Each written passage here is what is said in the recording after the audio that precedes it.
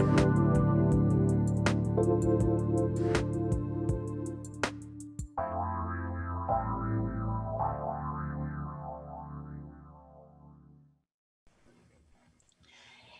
you guys, hopefully you can hear us and you are out there walking or you are talking or you are driving around in your car. Welcome to the Coach Peggy Show. I am so excited to be here today. If it sounds like I'm super stuffy, it's because I am, because I have some allergies going on. I don't know what else to tell you. Listen, today's show is really, really cool. So as you know, I have all things wellness and we talk about, as you heard, romance, money, nutrition, anything. In today's show, I am super selfish. I just need you to know, because we're talking about cash. We've got the money matchmaker here. I do not want you to hang up because you think that you feel guilty because of how your money's doing, or if you've invested or not, or whether you might be confused. I am not kidding. We're going to dumb it down a little bit and you're going to understand what exactly is going on. So we're going to talk cash, cha-ching. Okay, listen. Your money affects your health. So you guys, you know, we talk about health and wellness and life and all that stuff. So I want you to think, it is COVID, one of the toughest years ever with our cash. It's affecting our sleep. It's affecting our stress. I mean, we are, quite frankly, a show. All right. I have a guest, amazing guest here. So my Nick Stuller is here. I'm going to tell you a quick little bit about him because everybody hates to do their own bios. So I'm just going to read this gorgeous thing about him. Okay. He's the founder and CEO of My Perfect Financial Advisor. He is the premier matchmaker between investors and financial advisors. He's got 30 years doing this, you guys. It is not just yesterday that he got started. He and I both are 32, but you know, we've been doing this a long time. Okay, so he has written a book, The Truth Shall Set Your Wallet Free. And that's what we're going to talk. Nick, I hope you brought your coffee mug or some Jack Daniels or whatever. Welcome to the show. And I'm just going to drink along while you share your Thank you. Thank you. I brought my cup, my coffee mug. I'm loving it. And you know, I want to get started in a little bit of a different way. I want you to tell me what got you interested in the cash? What got you interested in dollars and coins? Was it a mentor you had? Start us off road. That's a great question. And I don't know if I've ever been asked that question. And you know, I'm 57, and in the 80s, everything was about Wall Street. And I was attracted to Wall Street, and I was a business person by DNA. So the first thing I did, I lived on Long Island where we grew up, and I went to Wall Street. And so I became a stockbroker, like not in the pejorative sense as you see in the movies, like Wolf of Wall Street, but you know, we were all cold calling people and selling stocks. And so that was my first initiation into Wall Street. And after like doing this for a couple of years, I realized I'm not a financial advisor. It's not for me, but I love the industry because it's a fascinating history. It's a fascinating industry. And then I started supporting advisors and working with financial advisors. And over 30 years, I got to know a lot about them. But that's how I got my start. It was in the 80s, and on the cover of every Forbes magazine and Fortune magazine was this hedge fund guy or this person, you know, on Wall Street, you know, ringing the bell. And I was like, well, you know, I got to go do that. I have a finance degree after all. That's what I'm supposed to do. And so I did it for a couple of years. And so I love the industry, but being an advisor is just not for me. I'm not an advisor, but I'm an expert on advisors. Much like, you know, if you go to WebMD to learn about, you know, what's the difference between a radiologist, you know, and some other kind of doctor, they'll give you the skinny. And so that's kind of what I've learned how to do over 30 years by working with advisors and institutions. And so that's kind of the short story. That is so, you know, it's got to be one of those fascinating industries where the hype is there and the mania is there and things are just chinging, you know, back in that day, right? Yeah. You know, if you guys are watching this or watching it on replay, I have a beach background. You might be saying, what? It's like the winter time. But I put the beach background because I want Nick you guys can have your dreams. You do not have to be rich and famous to live wherever it is, mountains, the beach, whatever. But what Nick's going to do is talk to us. You've got millennials out there listening, my clients. Nick, you know what I've never seen before in my whole career? Obviously COVID. obviously we have hybrid family, the parents, some are home, some are working out of the house, some are working home, some are home full time. Then all of a sudden their husband or partner is home full time, their kid. It's like the most stress ever when, you can correct me if I'm wrong, but money's a big stressor without what's going on right You're now right. in relationships. So I kind of want to just, first of all, you mentioned something about the Wolf of Wall Street. I want to just ask you a quick question. What Sure. did the movie get right and what did it get wrong when we think about? I'll give you a quick answer to both, and then I'll fill in the details for like a minute. So what they got right was there were people that were utter scum of the earth, horrible human beings that rip people off. That happened. And that's what they got right. And some of the details of what they did in the craziness, I never worked at a firm like that. I literally worked 2 blocks on, I worked, my first office was at 14 Wall Street, right across from the New York Stock Exchange. Down the street was a firm now out of business called D.H. Blair. They were just like Wolf of Wall Street. So those firms did exist. What they got wrong, or in my opinion, what they should have done at the end of the movie, is said the following: this is a real life depiction of what happened. However, it's a statistical anomaly. It was an anomaly back then in the 80s. They were out there. Mhm. People talked about it when you're having, drinks in Battery Park or in Pier 17, and you look down your nose at people like that. Right. And we're envious that a 22-year-old was driving a Ferrari, but you knew they were breaking the law. So you knew about it. But back then, that activity was a statistical anomaly. And the big punchline, and why I wrote the book 2 years ago, and why I came out with this company, is the statistical incidences, where's the camera, of these things happening have dropped like a rock. I'm going the wrong way. Dropped like a rock. Right. So today, it is, wrong, the camera.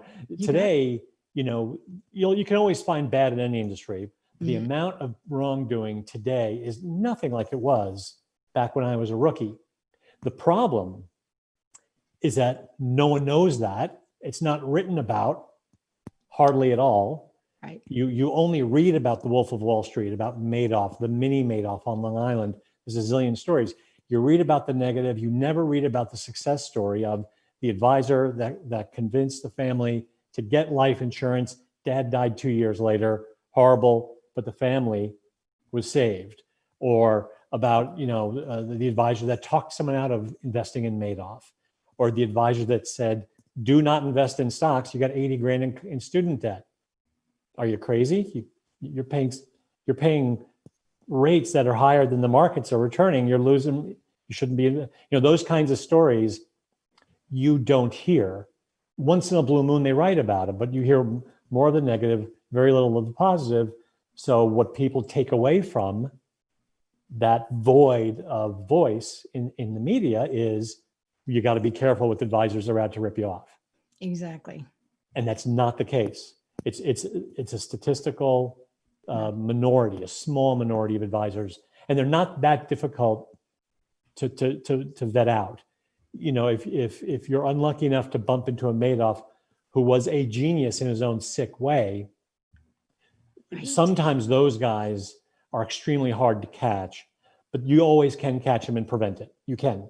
There are mechanical ways. Actually, making a phone call, and I can talk about this, how simple it is to find out if you're currently being hoodwinked. But they're very good con men, and so they don't have the markings and the trappings of kind of the slick operator that in the back of your mind can give you that kind of, the hair goes up. Yeah. So, but anyway, that's, so yeah, the movie was great. I loved the movie. It was terrific entertainment.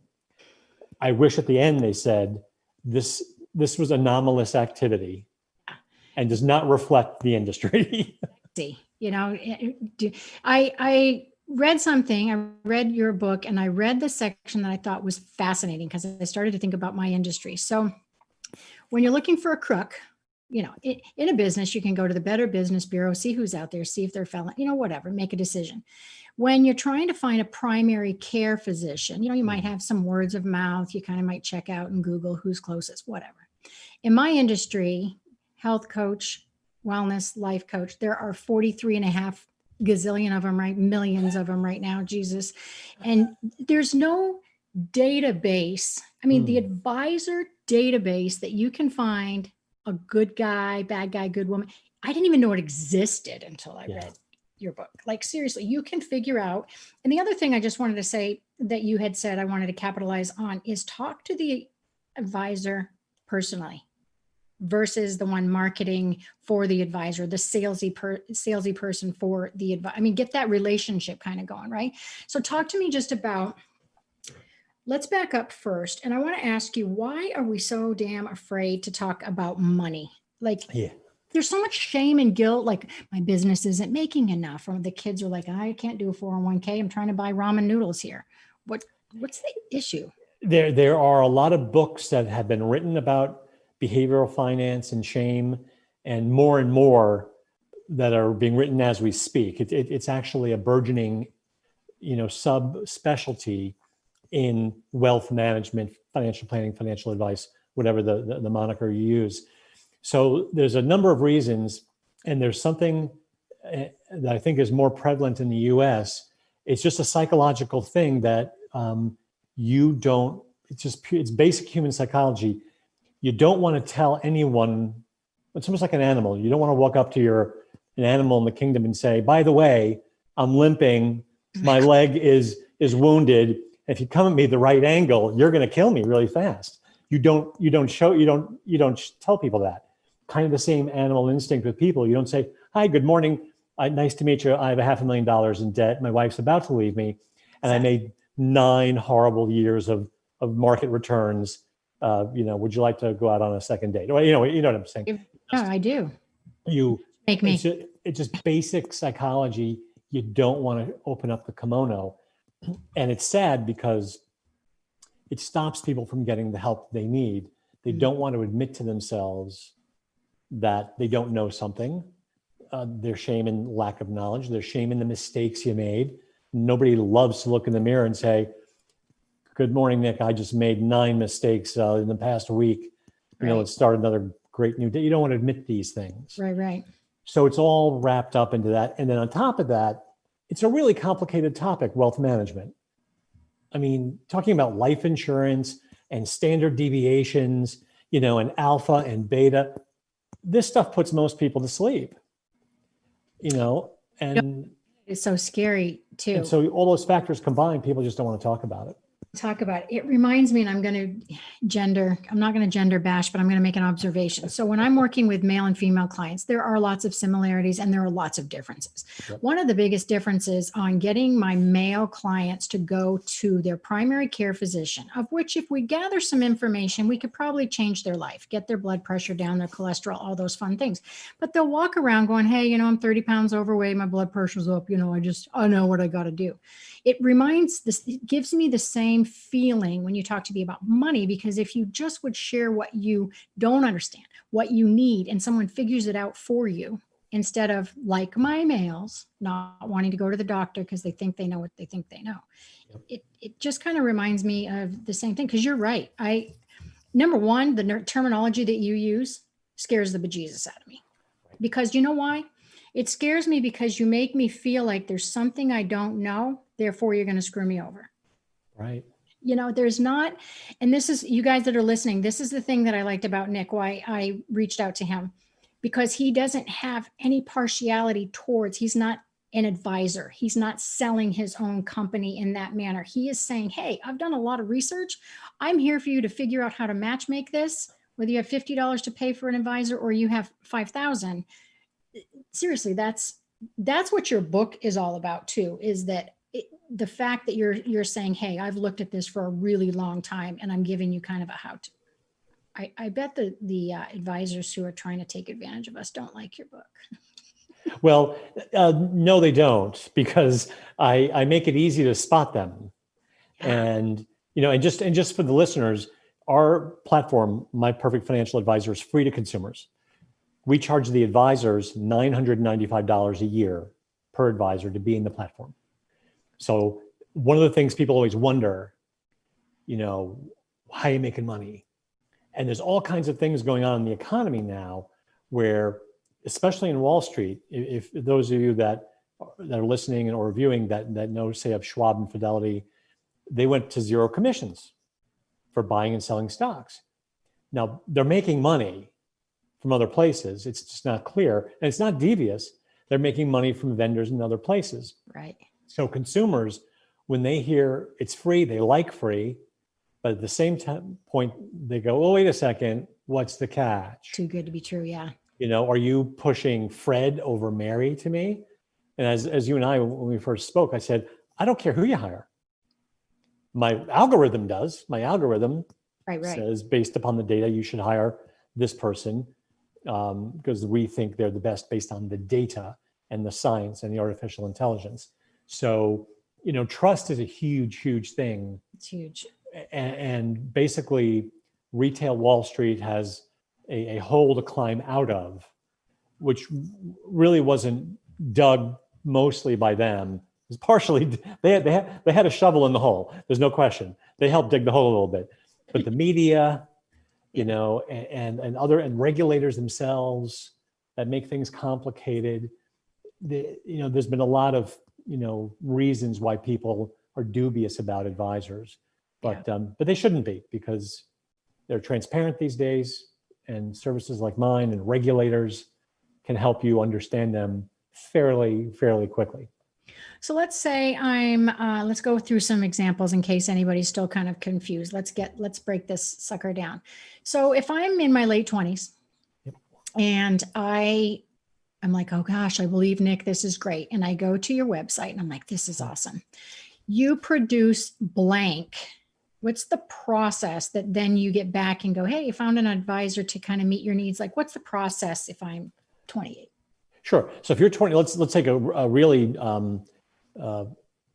interesting example. You're 28, you literally have no money in the stock market.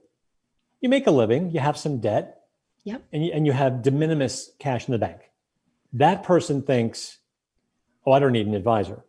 Mm-hmm. Actually, you need an advisor more than the millionaire. And here's what, and you do. And I'll explain that in a second. So the way it works is they enter their information, they log in, and then we have a series of questions for them about themselves. We do have some questions about what they want in an advisor. Our very first question is, I have no idea what I want, because most people really don't know what they want. Amen. They really don't. No, so I have no idea. I want a financial plan. I need my money managed, blah, blah, blah. I want to pay for college education. So they answer all these questions. We ask them data about themselves, a lot of data. Then we also ask them to actually submit a writing sample to us. They don't have to write something. Okay. We don't want them to write something. We want them to cut and paste something they wrote. It could be anything, to a vendor, a letter to someone you hate, a letter to your mom. It doesn't matter. Okay. 100 words or more, because our artificial intelligence pulls out their top 5 personality traits. Shut the front door. And that's part of the algorithm. It's not a big part, frankly.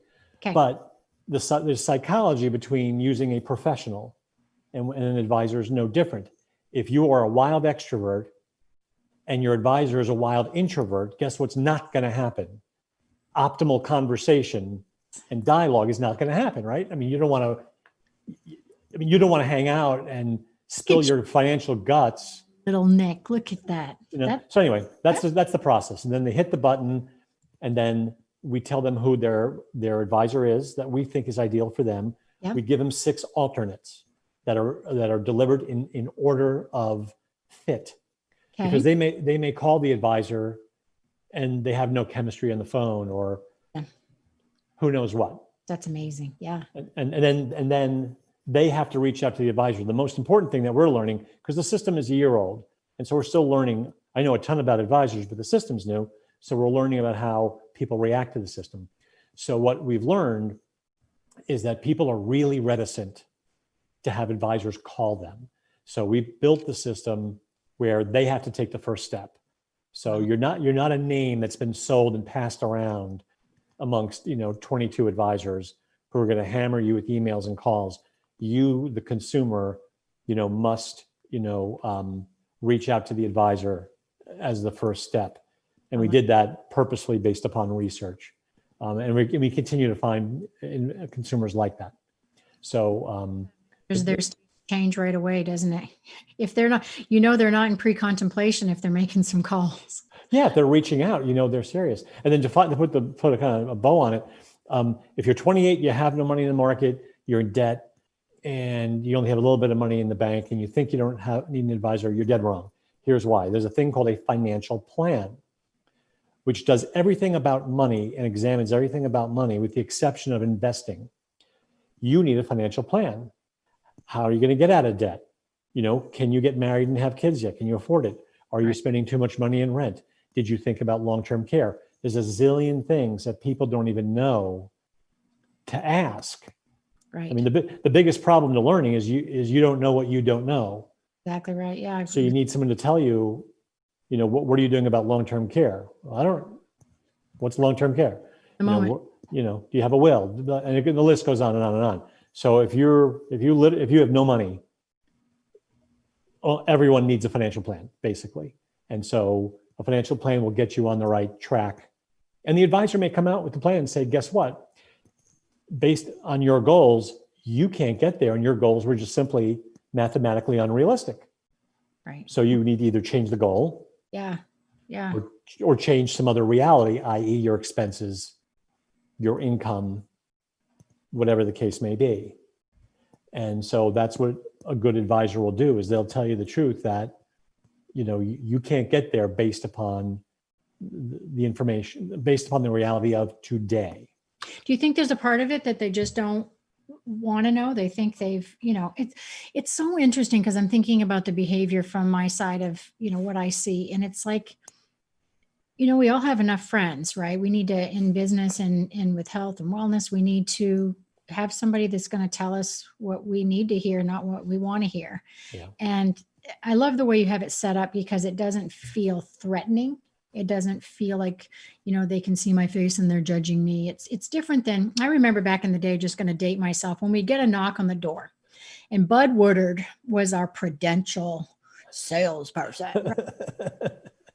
And he'd come in and he'd have some coffee and he'd talk to my grandparents about what they needed to do. And I never really knew what Bud Woodard was there for. But, those days obviously are way gone.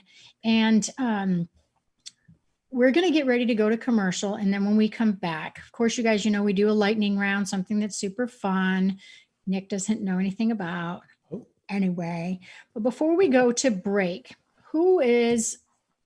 what would you say the first thing that somebody should do if they're 28? Literally to get on the website and just answer they're familiar with.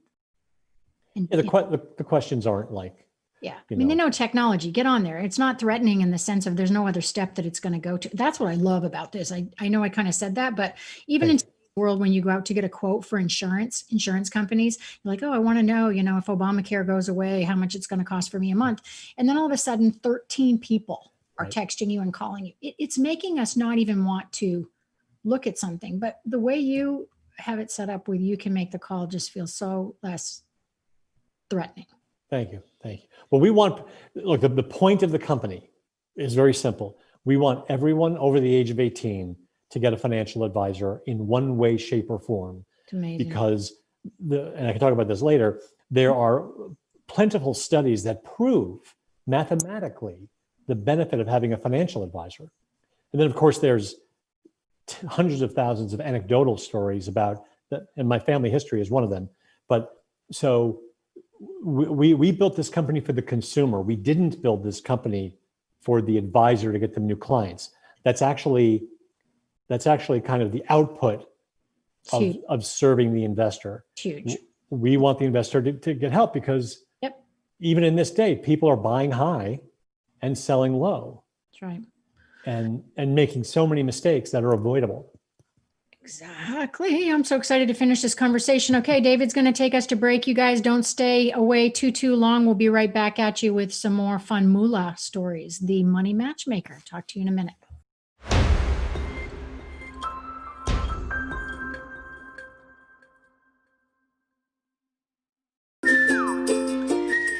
Welcome back. Welcome back. If you guys are out hiking, I hope you took a little bit of a stretch and drank some water. And if you're driving or watching us back, please listen. We're talking to the Moolah Man, Mulah, the Moolah Man. When we were at break, you guys, we were kind of chit-chatting about, he has a fantastic story of a mom who kind of signed up her 4 kids to teach them an example. They've got their shoes, they're spending their money, they're not very frugal.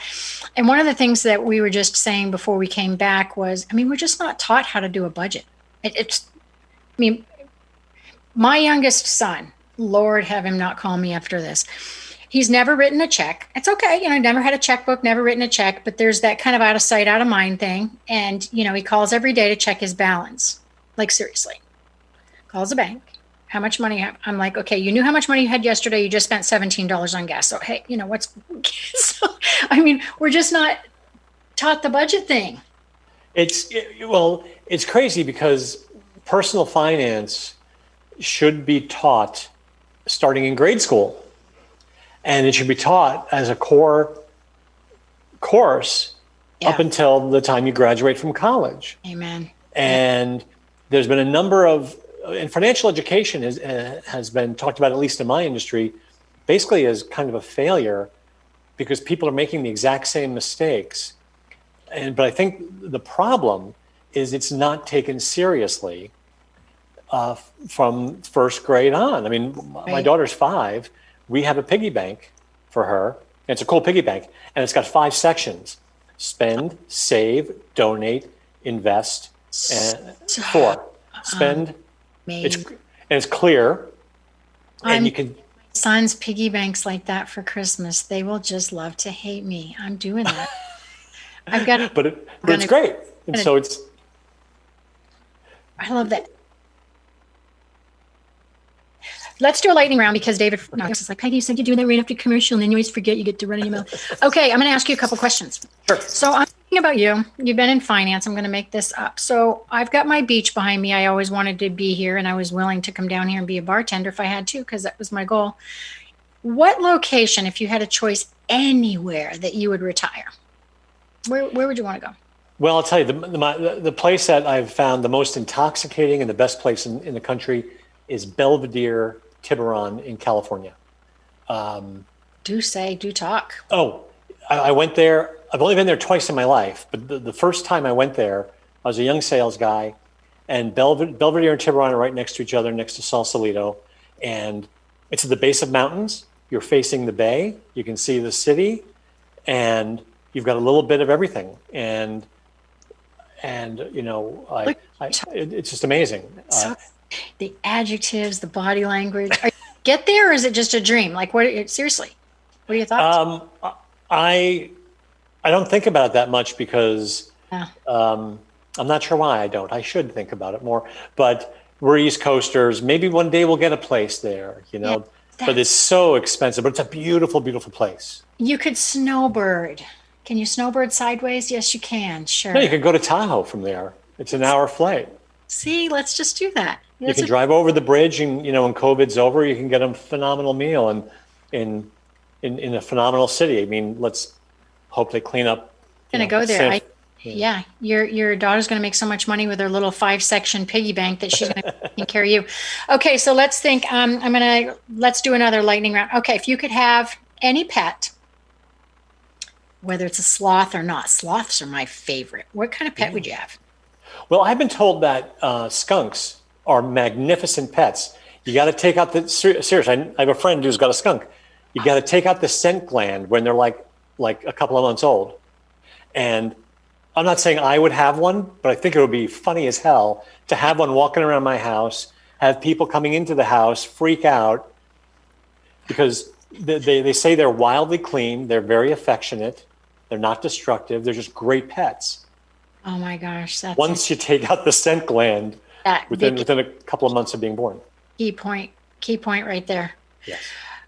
All right. So let's But you never had that on your show. No. I want a pet skunk. Kind of quite caught me off guard because most people do know I love sloths. They say your pet kind of similar. That's an interesting sloth. Kristen Bell is one of my, like, I'm going to meet her someday. And just, I love her personality and her humor and she's so authentic and transparent. Well, it's one of her favorite animals. So when Really? you brought that thing out and it's hanging and it's so cute, but it really isn't my personality, but that's mine. So yeah. It's kind of the antithesis of your personality. You're high energy and fast and Crash. You nailed it. All right. So let's talk about this, this database, however people say it. So you are going to gather this information. Everybody comes in, they fill it out. You guys, if you haven't heard this already, you fill it out and the algorithm all dances around and matches you. And Nick comes up with about 6 advisors. And my question is, how do they advisors? So they're part of your panel. You've already vetted them. Is that correct?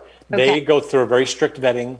Number one, we make sure they are advisors, because there's a tiny number of people that pretend to be advisors.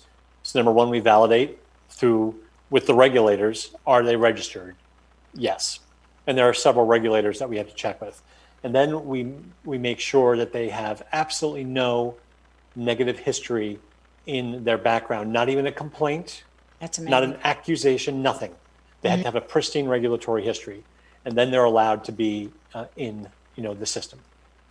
That's amazing. So the system's a year old. You said you wrote the book. Let's see, it was 2018, I think. Yeah, it's 2 years ago. So did the system, was that something you always wanted to do, or was it an outcome of the book? Like, how did that process kick in for you to do this? Great question. So this is my 3rd financial technology company I've either founded or co-founded. So the last one we sold, and going in the final weeks of selling it, I was thinking, what am I going to do now? Because I have a lengthy non-compete. And so I decided pretty much in the same day, I want to write this book and I want to create the application. And I was praying to God and hoping the book would come out first, because the book would be a very good tool to help people kind of trust it a little bit more in the product once it comes out. And thankfully the book came out first. And so that was the genesis. And I partly, in a small way, wrote the book out of not anger, but kind of out of angst. I was just going there. With a long no compete, sitting there kind of, how can I just still kind of do what I do? Well, actually, the book was came from frustration, I should say, from years prior at this company that we sold.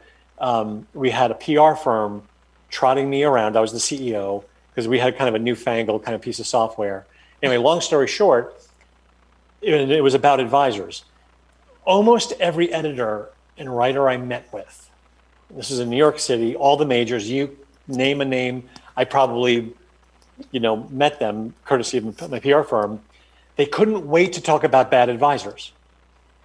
And this is after I told them the reality is it's only a small percentage have a negative history. And it got me so mad, because I'm like, you're only interested in the negative. Mm-hmm. When the statistical majority of advisors do great work, have no issues, but why do you want to talk about the small percentage? I mean, and so that never left me. And so I said, you know what? One day I'm going to write a book that's going to talk about the truth of the industry. Mm-hmm. And I bash a few people in the book. I name a couple of writers. I name a couple of people, because they're misinforming their readers. And that was part of the genesis for writing the book, that no one's written an objective book about advisors, and no one's come out with an objective database like mine to match whether you're poor or rich, with advisors that are vetted. So anyway, it was the same day. This is something that was really, when I started the show, I said I wanted to do this kind of selfishly. And one of the reasons is that your industry reminds me of what's going on kind of in my industry. Bear with me. Because there are so many people trying to do everybody's home with COVID. So everybody has a podcast now. Greatest thing. Let's do it. Nothing else to do. Oh, let's go ahead and say we're a coach, but let's not get certified, because who cares? It's experience. Yeah. Okay. And then we have this finance thing all of a sudden. There's a statistic that you share where attorneys are, I believe, at 5%. Physicians are at 7%. I'm trying to think of like bad guys. And financial advisors are like 1 or point. Seriously, we have more malpractice and more attorneys screwing us over than a financial advisor who's handling your money. I got that right. No, you did get it right. But it's funny. At my last company, we were encountering this negative theme and this negative narrative.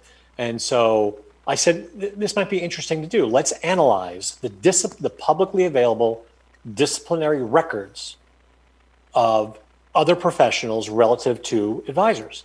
So let's look at doctors, let's look at attorneys. It's all publicly available. It's not like, it's not super cerebral stuff. You just grab the data and you analyze it. And it turns out that 7% of all attorneys have been brought up on charges by their state legal board. 5% annually, every year, 7% of all attorneys have some formal charge brought against them with their state law board. 5% of all doctors get sued annually. And this data comes from the American Bar Association and the American Medical Association. And that's annually. Since the regulators have been tracking disciplinary history about advisors, which is 40 years, to date, the total number is 7% since 40 years ago. Wow. And every year it's under 1%, the total number of advisors that got brought up on some charges. Now, a skeptic or a cynic would say, well, the industry's protecting itself. That could theoretically, the advice industry could be protecting itself in underreporting stats. Here's the problem with that theory, because I've had a reporter say that to me. In the securities industry, there's 5 regulators, not one. There's 5. That's a good point. There's the state, there's the SEC, there's FINRA, there's insurance commissioners, there's banks. Not all of them are regulated by all 5, but many of them are regulated by 3 or 4. Plus, here's another thing that people don't realize, because it's inside baseball. At every advisory firm, there's basically an internal affairs cop called a chief compliance officer. Yeah. And his or her job is to stop you from doing wrong things and also catch the bad guys in your firm. At the biggest firms, they have dozens and hundreds of compliance officers. No such role exists in law or medicine. So the odds of the regulators and the industry itself catching bad actors is higher because there's more people looking for it. Exactly. And despite that, there's still a much lower disciplinary rate, And look, it's not a perfect analogy, but it's pretty good. I was going to say, what other industry has 5 regulators? And, even with health insurance, the compliance is there, and, if you're nervous about what's going on, you have some sort of compliance person just to make sure you're. I have a question, because that's what I do, I guess. So I don't know why I prefaced that. So let's think about, you're writing your book again, magic wand, boom. Yep. And you have to go, what you know now. What would you add in it or put in it? What theory, what story, whatever? What would you do? Well, actually, I've already started drafting the next version.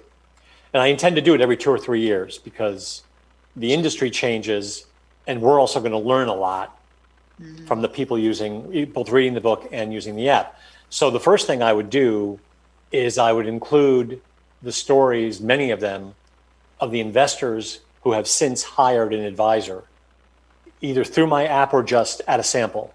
Yeah. So I want to talk to, because I do interview a number of consumers and investors in the book and just ask them about their experience with advisors. But this time I'll add to those stories saying, okay, you changed advisors or you hired a new advisor for the first time ever. Because only 30% of people have an advisor in this country.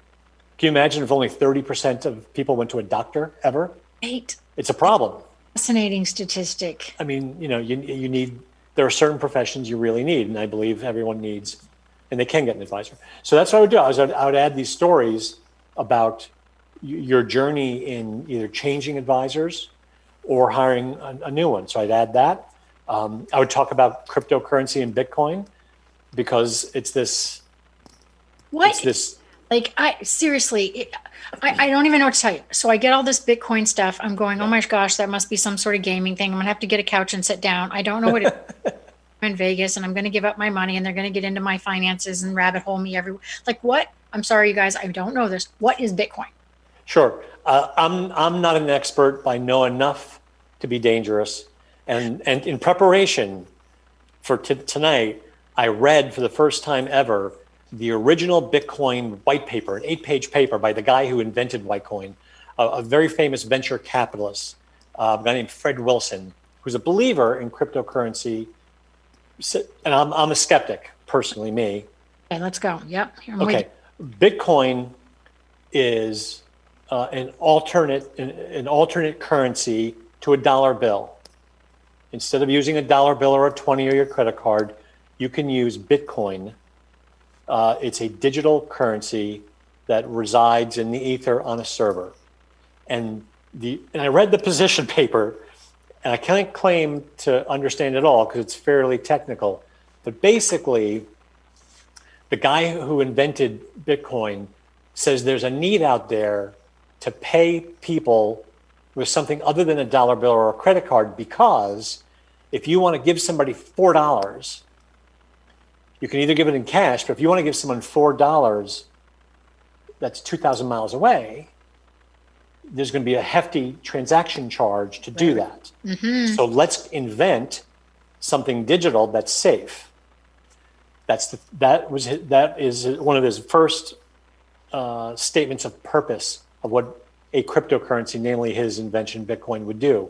And then other really smart people have said there are other utilities, like if you're in Africa and there are no banks, just like if you think about certain parts of the world, they had cell phones before they had landlines. Certain parts of the world don't have telephone poles and wires.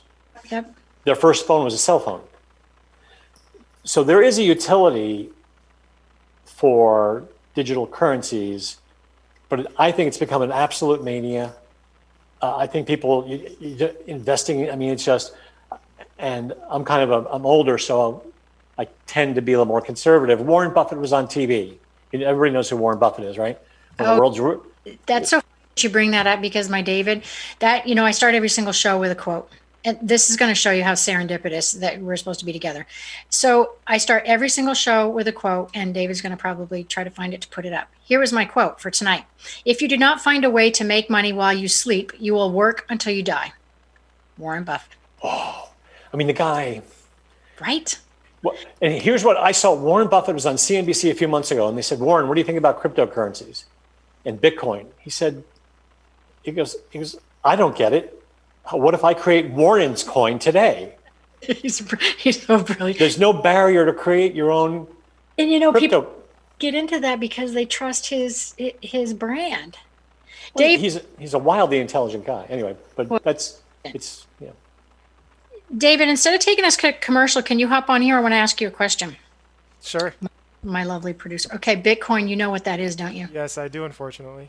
Oh, God, Lord have mercy. Unfortunately. So what's your experience? Why did you do it? I didn't do it. A lot of my friends did. And then I heard a lot of YouTubers, which is kind of my generation, like the get rich quick scheme is to go on YouTube. A lot of them got famous and got their money through investing in Bitcoin. And so a lot of the influencers that we have, Instagram, YouTube, whatever social media platform that they have, a lot of them became famous and have their money and got their mansions and their cars because of Bitcoin. It's unbelievable. Yeah. I just can't. It's like Pac-Man on overdrive or something. It just feels like such a game to me. It just feels like Candy Crush on overload. I mean, I've never understood personally. I've never had a problem with using dollar bills or credit cards to buy stuff. I mean, where's the problem there? So if you want to transfer money internationally, a lot of it, which I've never done, yes, there's a hefty transaction cost. Yes, there is. If you're in Gambia, in Africa, and there are no banks for 3,000 miles, $50. maybe a cryptocurrency is a good solution. But in the U.S., I've never seen, a purpose every day for this stuff. Yeah. Outside of those very nuanced, It's amazing because I bet every single day I get somebody hitting me up in my messenger on Facebook for it, to the point where it's like, I And honestly, I'm being dumb. I mean, I never even researched it. I didn't think it was like a real thing. So thank you ever so much. As we head into fad or for real, so you guys who watch me and you kind of know what this deal is. So usually what I do is I talk about some sort of fitness equipment, or it might be some nutrition plan or some pill to swallow or whatever. And I give you my personal opinion on whether I think it's a fad or whether I think it's a real thing. So I'm keeping Nick on because I honestly, I'm not even going to use my gavel tonight to you guys to find a for real. I want to have Nick talk to us about a fad. Like what, I guess Bitcoin's a fad, but in your personal opinion, with any stories that you have, what is something that you feel is just like a BS fad when it comes to cash? Well, that's a good question. So a BS fad when it comes to investing in money. I think cryptocurrencies in general, and I want to be clear with my words, Right. as an investment Okay. is a complete fad and a total farce. Because I go back to, I'm a simple guy and I've done relatively well in my life. I'm college educated. I've started 2 other companies, worked on Wall Street my whole life. I'm not the most sophisticated guy on the planet. I'm no nuclear engineer. I'm fairly intelligent. I have been thinking about this ever since Bitcoin came out. I don't see a purpose to any cryptocurrency absent those very discrete minor utilities. Here's where it becomes a real problem for people. If you lose access to your Bitcoin, you've lost your money permanently. Now, if I lose a $20 bill on the street, I suck that up. I don't carry around 20 grand in cash. If JP Morgan loses my 20 grand in cash, guess what? JP Morgan's giving me my 20 grand back. That's what I was just thinking. End of story. Yeah. So to invest in a cryptocurrency is not investing. Mm-hmm. It is pure tulip bulb speculation in something that probably has no underlying utility because life goes on without it. You don't need, it doesn't, it just doesn't serve. So I think cryptocurrencies, again, I make these caveats a lot when I'm making a statement, absent the use case of underdeveloped country, whatever. And because Bitcoin it hit an all-time high. I think it's, I forget what it is, $30,000 for one Bitcoin. It started out at pennies. So, your producer's right. It minted millionaires. Here's the problem. It's like musical chairs. Someone's going to be holding the bag. Yeah. Who bought it at 31,000. And it goes wildly out. And I know people that have made a lot of money with Bitcoin, but my fear for people, my advice when people ask me, never invest in Bitcoin. It's not an investment. It's a wild speculation. That's a good point. And it's like investing in a company that makes nothing. Yep. You hope just to sell it to somebody else at some point. And, that's kind of been my view, which is largely influenced by Warren Buffett, by the way. Yeah. I got to research that dude. I mean, obviously, it's not my industry, my lane, but that's definitely. Yeah, he's one of the. Did you hear out that? Yeah, I mean, you can't go wrong. All right, so while we finish this up, I want you to tell me what is one of the most common questions that you get, whether on the street, whether you're at a dinner table, what is this?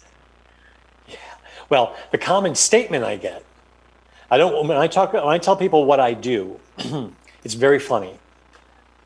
They immediately get defensive, almost everybody. Agreed. Because most people don't have an advisor. And they go, I don't have a month. I mean, I never ask people, hey, do you have an advisor? I'm a sales guy, and I know the best way to sell is not to hit people over the head with, a sales pitch. Right. So all I do is I say, I run a company that matches people together and, to an advisor. And people immediately say, oh, well, I don't need an advisor. I'm great. And, oh, I don't need one. I don't have enough money. And so I don't have enough money, or I think I don't have enough money. I'm smarter than any advisor, or advisors are crooks.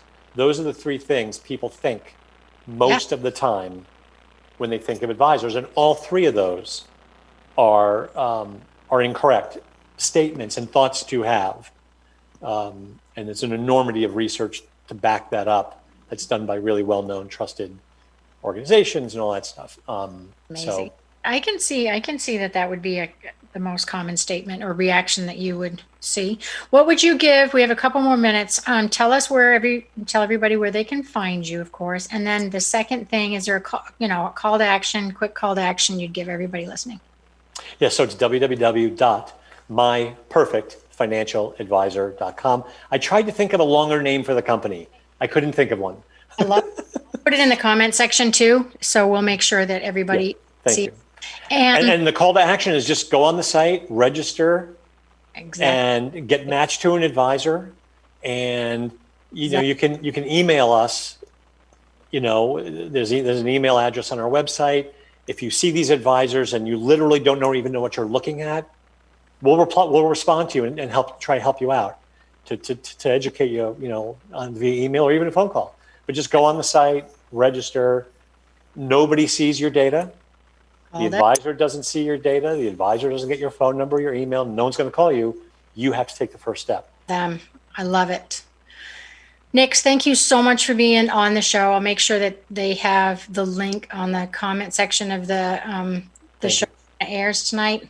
And you guys, I just want to give you a quick reminder of how important it is to think about money and the stress level it causes and how it affects your relationships and even your nutrition. I mean, IBS is probably driven most of the time by dairy and money. I swear to God. All right, you guys, you can catch me every single Monday, actually every other Monday now, Eastern Standard Time, 6 here for the Coach Peggy Show. And then I have happy hours every Monday on Facebook that is live at, that one is 8 Eastern Time. So stay tuned. I will tell you what the guest is coming up in the next 2 weeks. I'm so glad that you came and visited Nick and myself, and you guys have a great week. I love you, mean it, and we'll talk really soon.